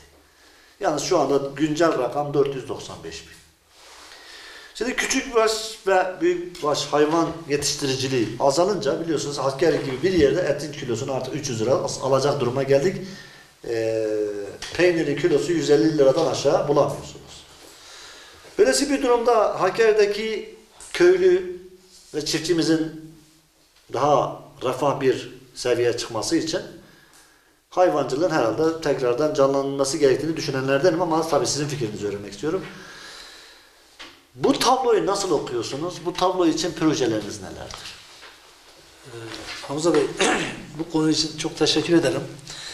Şimdi şu anda 400-500 bin civarında bir güncel rakam var diyorsunuz hayvancılıkta. Ama bu Tarımdan aldığım rakam hayır, 495 bin demiş. İşte onun 1/3 varsa alıp başımızı öpüp başımıza koyarız. 1/3 varsa. Evet, kesinlikle. Yani bu bile güncel değil mi Şimdi diyorsunuz? kesinlikle değildir. Ha, o da daha vahim o zaman. Kesinlikle değildir. Daha vahimdir. Ve orada o gün o rakamların nasıl geldiğini de çok iyi bilen bir insanım. Bunu başta söyleyeyim. Açar mısınız? Hayır, burada Sıkıntıyı da kalsın. olmayacaksa. Burada kalsın. Şimdi Evet. biz ne yapacağız? Evet. Partimizin bir politikası vardır. Hı hı. Biz tarım ve hayvancılığı geliştireceğiz. Şimdi takdir edersiniz ki özellikle Hakkari'de köylerin boşaltılmasından sonra buradaki gençler Evet. köylere dönmek istemiyorlar. Hı hı. Köyde yaşamak istemiyorlar. Ha, bir konuda da çok haklılar. Neden? Evet. Çünkü gidiyorlar, zarar edip geri dönüyorlar. Ama biz parti olarak hayvancılığı yaygınlaştırmayı düşünüyoruz. Onlara her türlü desteği vermeyi düşünüyoruz. Onları takip etmeyi düşünüyoruz. Biraz önce söyledim, biz her köye bir veteriner hekimi ve bir tane ziraat mühendisini göndereceğiz. O insanlar orada kalıcı olarak, yani sabah gidip akşam dönmeyecekler. Orada yaşayacaklar. Orada olan bütün şeylerin raporlarını bize gönderecekler. İkincisi, daha önce rahmetli Erbakan hocamızın 1978'de kurduğu Yüksekova Et Kombinesi vardı. Biz aynı şekilde yine et kombinesini kurmayı düşünüyoruz. Ve süt kombinesini kurmayı düşünüyoruz. Yani vatandaşın elindeki eti, sütü uygun fiyata alıp, yani kar edebilecek bir fiyata alıp paketleyip halka arz etmeyi düşünüyoruz. Hem vatandaşların Hakkari'deki o etten, sütten yararlanmasını istiyoruz, sağlayacağız. Hem de Hakkari'deki halkın gelirini elde etmesini sağlayacağız. Ki şöyle bir şey var, yani Türkiye'de Hakkari'deki et ve süt Türkiye'nin hiçbir yerinde yoktur. Bu bir gerçektir. Evet. Başkanım, bu konuya siz de değindiniz de et ve süt kurumu sadece Hakkari'de yokmuş. Ziraat Odası'ndan aldığım bilgi. 81 ilin 80'de var, Hakkari'de yok. Et ve süt kurumu kurulması için bir çalışmanız olacak mı? Yani demin de söyledim. İşte değil mi? Kombine o yaptınız ama yani bundan sonrası süreçte tekrardan kurulması noktası. Kesinlikle zaten Evet. bak, yani partimizin, beni Hakkari il başkanı olarak değil, veya milletvekili olarak değil, genel başkanımızın ve genel merkezimizin bir kararıdır. Evet. Anladım. Hakkari ve Hakkari gibi yerlere et ve süt kurumu kurulacak. Vatandaşı yani sonuna kadar arkasında duracağız. O insanların çok iyi gelir elde edeceğini sağlayacağız ki o işi insanlara sevdireceğiz. Hatta biz büyük çiftlikler kurmayı düşünüyoruz. Yani 2000-3000'lik çiftlikler kurmayı düşünüyoruz. Şöyle ki vatandaş otunu biçecek, o otu getirip o çiftliğe verecek, karşılığında parasını alacak. O çiftlikte üretilen ürünler de devlete satacak. Hem oranın ortağı olacak, hem de kendi ürününü oraya verecek, karşılığını alacak. Anladım. O şekilde yapmayı düşünüyoruz inşallah. Başkanım siz anlatırken belki arada kaçırdım ve özür dilerim. Sizden de özür dilerim. Bu arada canlı yayından da gelen sorular var. Ben canlı yayından soru soran arkadaşlarımıza şu ricada bulunuyorum. Sorularınız sorulacaktır mutlaka. Yalnız şu konuyu bir bitirelim. Daha da sorularınız varsa toplu halde alalım. Cihan arkadaşım da yazarken bir iki noktadan defalarca okumama rağmen anlamadığım bir şey vardı. Onu biraz sonra yazacağım. Hocam biliyorsunuz Hakkari bölgesi yıllarca Şemdinli, Karakovan balı ve Hakkari balları olarak çok muhteşem bir şekilde anıldı. Avrupa olsun, Orta Doğu olsun bir sürü ülkede bu ballar gönderildi ve yerel insanlarımızın ekonomisine büyük katkıda bulunan bir faktördü. Bu konuda Hakkari balının eski itibarını kazanması için, bölgedeki insanlarımızın ekonomisine katkıları için ve emekli olan bütün dostların birçoğu, bütün demeyeyim de %90'a yakını arıcılık yapmak istiyor ve başarıyorlar da. Ne yapmayı düşünüyorsunuz? Şimdi şöyle bir şey söyleyeyim. Ben 1991'den beri arıcıyım. Evet, maşallah. Yani 1991 yılından bu yıla kadar arıcıyım. Ben bir zamanlar burada Balcı Ali olarak Balcı Ali. Balcı Ali. En çok sevdiğim konu, yani yıllardır peşinde yürüdüğüm, bu Hakkari balının markalaştırma için çaba harcayan bir insanım. Şimdi öncelikle şöyle söyleyeyim. Karadeniz Teknik Üniversitesi'nde Profesör Doktor Sevgi Kolaylı var. Bu hocamızın branşı arıcılık. Evet. Bir makalesinde yazıyor, bütün seyircilerimiz bunu alıp okuyabilirler. Diyor ki dünyadaki en kaliteli bal Yeni Zelanda'nın Manuka balıdır. Aktivite bakımından, yani insan sağlığı bakımından dünyanın en kaliteli balı Yeni Zelanda'nın Manuka balıdır. Bir 4-5 çeşidi var. Ve diyor ki bu çok çok pahalıdır. Yani pahalı derken 100 lira, 200 lira, 500 lira değil. 1000, 2000, 3000 dolar fiyatındadır. 1 kilogramı. Biz diyor birkaç çeşidini bulduk. Getirdik, analiz ettik. Yazıyor. Türkiye'deki bazı ballar, ama makalesinde mecbur yazıyor arkasında. Hakkari çiçek balı Manuka balından aktivite bakımından çok daha değerlidir. Maşallah. Bunu bütün seyircilerimize buradan söylemek istiyorum. Dünyanın en kaliteli balı Hakkari çiçek balıdır. Bir zamanlar padişahların saraylarına kadar giderdi. Yani burada atla, katırla sırtında Şemdinli'den, Hakkari'den İstanbul'a padişah saraylarına giderdi. Ama şu bir gerçek ki Hakkari balının tanıtımı yapılmadığı için hiçbir Hakikaten değeri kıymeti yok. alamıyor. Azer balı Hakkari'nin 1/10 kadar değerli olmamasına rağmen Hakkari balının 3-5 kat fiyatına satılıyor. Evet. Ben bu konuda çok çaba harcıyorum. Harcamaya devam edeceğim inşallah. Ve bu yazın TKDK Genel Müdürlüğü'ne kadar gittim. Bu balı markalaştırmak için tüm Hakkari'li dostlarımdan bu desteği bekliyorum. Seçimden sonra birlikte tanıtalım hocam. Nasılsa biz Kesinlikle. Hakkari tanıtım olan yola çıktık. Hamza Bey şunu söylüyorum. Tüm Hakkari dostlar, yani seçimle alakalı değil. Evet. Partiyle, siyasetle alakalı değildir. Hakkari balının markalaşması, tanıtılması, Türkiye piyasasına değil, dünya piyasasına satılması için ben özellikle sivil toplum kuruluşlarından, kamu kurumlarından, herkesten bu konuda destek bekliyorum. Ve Hakkari balını eğer biz markalaştırırsak, bunu dünyaya tanıtırsak, ki Hakkari Florası yani. çok geniş bir yerdir, Hakkari'de fakir kalmayacak. Hocamın da makalesinden sonra bence müthiş bir haber bu. Yani bunu ben kendi kafamdan söylemiyorum. Evet. Bu makale internette vardır. Profesör Doktor Sevgi Kolaylı yazın. Evet. Herkes alıp okuyabilecek bir şeydir. Ben notumu alayım. Kolayla. Evet. Hocam demin soracaktım, atladım ben. Şimdi hayvancılık falan bahsedilirken et kombine noktasında Biliyorsunuz Hakkari merkezde ve Yüksekova merkezde şey yok, hayvan pazarı yok. Hayvan pazarı olmayınca köylerden gelen hayvanlarımız artık ahbap çavuş ilişkisiyle satılıyor ya da kasapların eline gidiyor. Bu durumda hem köylünün zarar etmesine hem de özellikle bayram, kurban bayramı için yani kentteki hayvan almak isteyen insanın nereye gideceğini bilmemesinden bir eksiklik oluşuyor. Ötesi de düzensizlikten almış başını gidiyordur. Hayvan pazarı noktasında bir düşünceniz, bir projeniz var mı? Yani onu gerçekten hepimiz yaşıyoruz. Ve inşallah biz eğer iktidara gelirsek bu konudaki çalışmalardan biri de hayvan pazarı olacak. Evet. Zaten eğer et balık kurumunu kurarsak çok daha da basit olacak bir şekilde bu yürür gider. Anladım. Hocam tarım noktasına değinirsek Hakkari'de bazı Levon bölgesi, Bervar bölgesi belki tarıma elverişli, gerisi Çukurca'nın bir kısmı Yüksekova ağırlıklı. Tarımda gelinen aşamada Ziraat Odası'ndan aldığım bilgiyle %60'a gerileyen bir tarım işleme alanlarımız %60'a kadar gerilemiş. Bunun da sebebinin mazot ve gübre giderleri olduğu söyleniyor. Şimdi mazot ve gübre canlı Hakkari'de tarımın canlanması açısından bir projeniz, bir yönteminiz var mı? Bu sadece Hakkari'de değil, tüm Türkiye'de aynı sıkıntı var, aynı sorun var. Hı hı. Ve biz bu sorunu yani bütün analizlerini, fiziklerini, her şeyini yapmış durumdayız. Neden, nasıl yapmışız?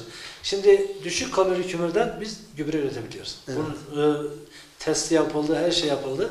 Düşük kalori kömürlerden gübre hatta fabrikası bile kurulma aşamasına geldi. Evet. Bu bizim parti politikamızdır.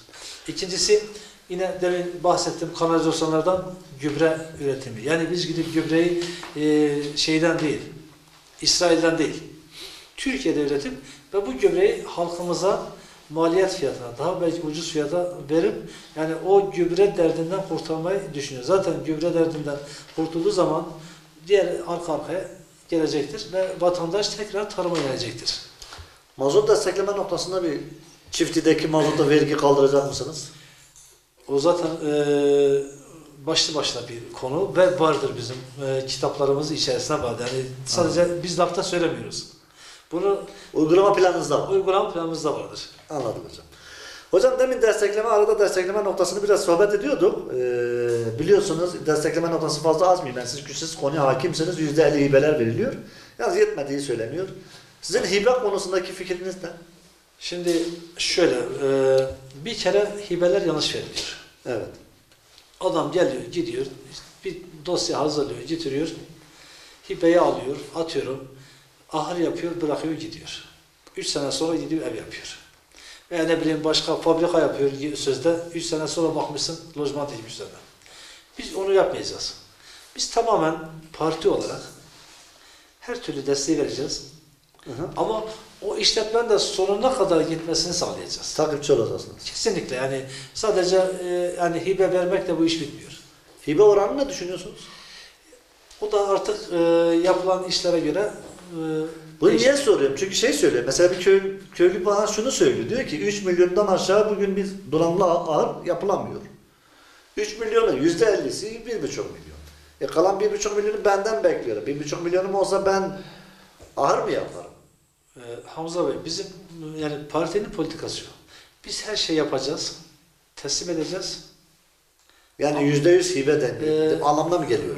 Ama o işi yapmasını sağlayacağız. Takipçisi de olacağız. Yani ben sana yaptım, hadi eyvallah demeyeceğiz. Onu yapmak isteyen vatandaş, çünkü ben bu işin içinde yaşadığım için, bunu birebir bildiğim için çok da bunu yani gerçekten üzülerek söylüyorum.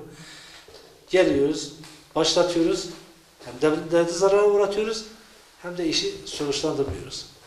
Arı dağıtılıyor, arıcılıktan anlamayan insana veriyoruz.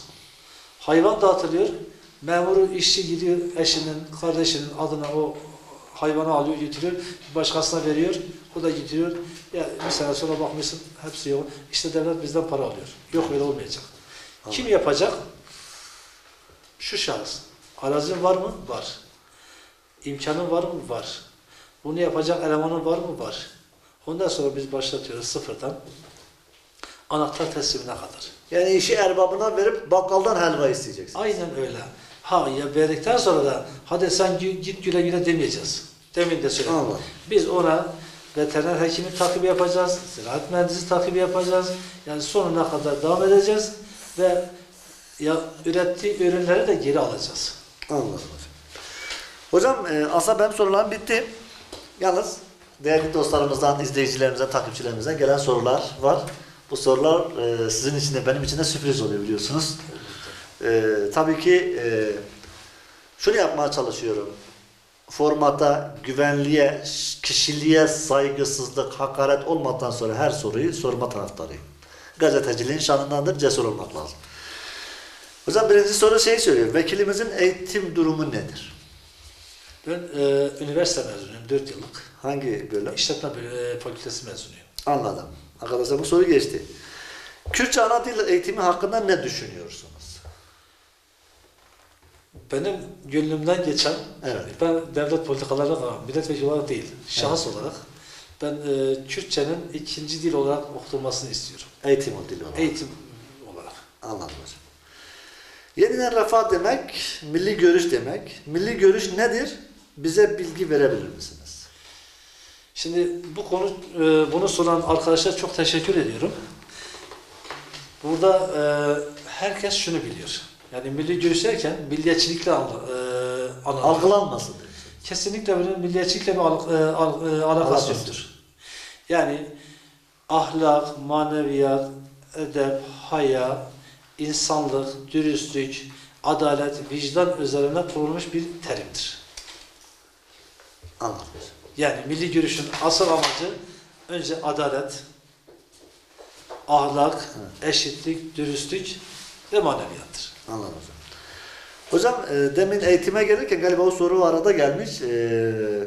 Hakkari'de her okulda en az 3 din kültürü eğitmeni var. Kademe fark etmeksizin bu dersler veriliyor. Galiba buydu. Öğrenciler terbiye alamıyor. Neden? Şahsen ben bu öğrenciler terbiye alamıyor noktasında değilim. Çünkü gençlerimizin bu terbiye noktası bence çok haksızlık yapılıyor. Gençlerimiz çok edepli ve çok da saygın insanlardır. Ama elbette ki soruyu bu şekilde sorayım. Hakkari'de en az her okulda en az 3 din kültür eğitmeni var. Kademe fark etmeksizin bu dersler veriliyor. Diğeri zaten katılmadım ama sormak sordum. Şimdi demin dediniz ya aslında tamamlamak için soruyu. Ben de biraz üstüne koyayım. Demin dediniz ya okullarda haya, edep, terbiye noktası. Şimdi her okulda bir 3 din kültürü öğretmeni varsa tabii ki benim biliyorsunuz böyle bir araştırmam yok. Ama gelen soruyu yorumlamaya çalışıyorum. Her okulda 3 din kültürü öğretmenin olduğu bir okulda haya, eğitim ve aile kültürü ve din eğitimi ya da buna benzer eğitimin verilmemesi aksaklık değil midir ya da nasıl bir çelişkidir bu? Her okulda 3 tane din kültürü ve ahlak bilgisi öğretmenin olması ahlaklı olacak, olacak diye bir kural yoktur. Evet. Şimdi çoğu din kültürü ve ahlak bilgisi öğretmeni vardır ama namaz kılmıyor. Ahlakın ölçüsü namaz mı olmalı? Hayır, bak şimdi namaz değil. He. Şimdi bir kere yani din kültürü öğretmenin ilahiyat mezunu olması lazım. Evet. Öyle değil midir? Değildir. Yani o kadar saçma bir eğitim var ki şu anda Türkiye'de. Aklı hayalin durur. Hocam zaten öğrencinin sınıfta kalmaması, sınavdan kalmaması, bir disiplinin kalmamış olması. Mesela bazı okullarda görüyorum 4. sınıftan mezun olan öğrencinin okuma yazma bilmediği noktasında bazı öğretmenler bize bilgi veriyorlar. Çünkü devamsızlık noktası sınıfta bırakma ya da sınavdan zayıf alma, sınıfta kalma gerekçesi olan kaldırıldı. Siz de bu tezatı görüyorsunuzdur. Ya kesinlikle. Şimdi şöyle bir şey söyleyeyim. Yani bir tane öğretmen bir öğrenciye bir tokat atabiliyor mu? Atmasını istememiş olsa. Atabiliyor mu? Ben dedim ya atmasını istemem yani. Bence atmasın. Bak şimdi şöyle bir şey var. Bırakın tokadı. Ya öğretmen öğrenciyle konuşamıyor. saygısızlık yapmasını da istemem. Yani bir öğrenci edebini de bilmeli ama öğretmen de o noktada bak evet şimdi- şiddet noktasını söylüyor. Şiddet ayrı bir şeydir. Evet. Terbiye ayrı bir şeydir. Biz her şeyi birbirimize karıştırmışız. Yani bu konuda eksikliğimiz varsa bizi aydınlatın. Kesinlikle bak eskiden diyorlardı ki yani öğretmenin attığı tokadıyla gün biter. Şöyle bir şey var yani bir tabir var. Nus ile usanmayan etmeli tektir. Evet. Tekdirle usanmayan hakkı kütektir. Yani kütek derken gelip çocuğu döv, kır, vur değil. Ama o çocuk da yani çocuktur sonuçta.